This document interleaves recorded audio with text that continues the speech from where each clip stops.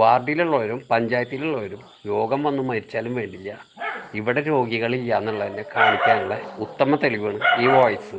ഞാൻ ഇതിൻ്റെ കൂടെ ആ വോയിസ് വിട്ടുതരാം. നിങ്ങൾ വിലയിരുത്തണം ഇതിനെങ്ങനെ പ്രതികരിക്കണം എന്നുള്ളത്.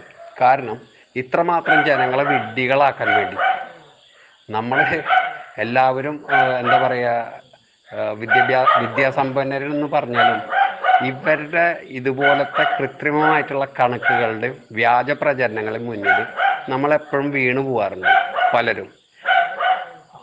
അത് ഇനിയും നമ്മൾ ഇതുപോലത്തെ ചതിയിൽ ചെന്ന് ചാടാതിരിക്കാൻ വേണ്ടിയിട്ടാണ് ഈ പറയുന്നത്. കാരണം നിങ്ങൾ ഇത് വളരെ സീരിയസ് ആയിട്ട് കേൾക്കേണ്ടതും കാണേണ്ട ഒരു വാർത്തയാണ്.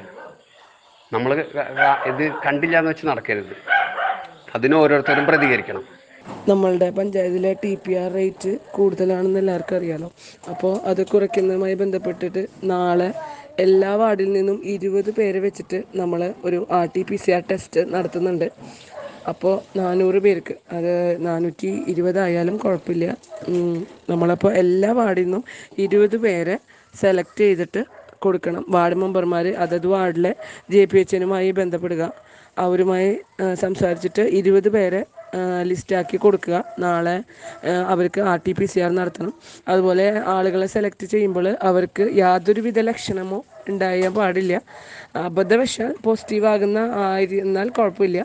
അതായത് അവർ നെഗറ്റീവ് ആവേണ്ട എല്ലാവിധ സാഹചര്യവും ഉണ്ടായിരിക്കണം. നമ്മൾ നെഗറ്റീവ് കൂട്ടുവാൻ വേണ്ടിയിട്ടാണ് നമ്മൾ നാളത്തെ ടെസ്റ്റ് നടത്തുന്നത്.